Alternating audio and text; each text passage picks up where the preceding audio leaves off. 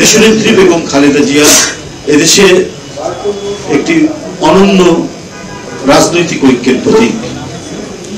আমাদের জাতীয় রাজনীতির এক মহান দিশারি, যিনি বারবার অসংখ্য জুলুম, নির্যাতন, নিপীড়নের মধ্যেও দেশের মানুষের কাছে এতটাই এই নিপীড়ন নির্যাতনের মধ্যেও যাকে তার সিদ্ধান্ত এবং অটল মনোভাবকে টলানো যায়নি, তার নামই তো বেগম খালেদা জিয়া।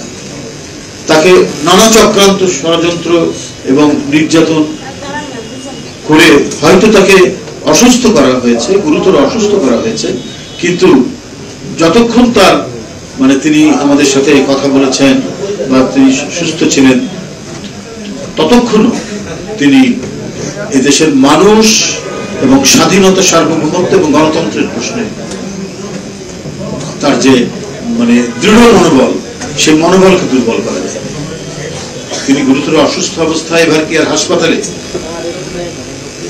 আমরা প্রত্যেকেই, সারা জাতি এবং আন্তর্জাতিক সম্প্রদায় পর্যন্ত তার জন্য দোয়া করছে, আল্লাহ যেন তাকে দ্রুত আরোগ্য করেন, দ্রুত সুস্থতা দান করেন, যাতে তিনি আবারও জনগণের মধ্যে ফিরে আসতে পারেন, তার দেশের মানুষের কাছ থেকে এসে তিনি যাতে তার রাজনৈতিক কর্মকাণ্ড এবং জাতির অভিভাবক হিসাবে জাতির নেতৃত্ব দিতে পারেন। এটাই আজকে তৃণমূল থেকে সারা জাতির প্রত্যাশা, এবং আন্তর্জাতিক সম্প্রদায় উদ্বিগ্ন এবং উৎকণ্ঠার সাথে তার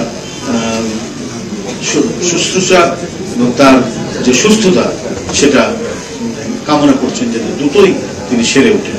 যাই হোক, আমরা এই মহান দেশপ্রেমিক নেত্রী, দেশনেত্রী বেগম খালেদা জিয়ার আশু সুস্থতা কামনায় আগামীকাল শুক্রবার প্রতিটি মসজিদে, দেশের প্রতিটি মসজিদে, মন্দিরে এবং অন্যান্য ধর্ম সম্প্রদায়ের উপাসনালয়ে তার আরোগ্য কামনায় অন্যান্য সম্প্রদায়, ধর্মীয় সম্প্রদায়, হিন্দু, বৌদ্ধ, খ্রিস্টান, তারা প্রার্থনা করবেন এবং বাংলাদেশের প্রতিটি মসজিদ, সেখানে তার আরোগ্য কামনায় আমরা দোয়া এবং মোনাজাত করব।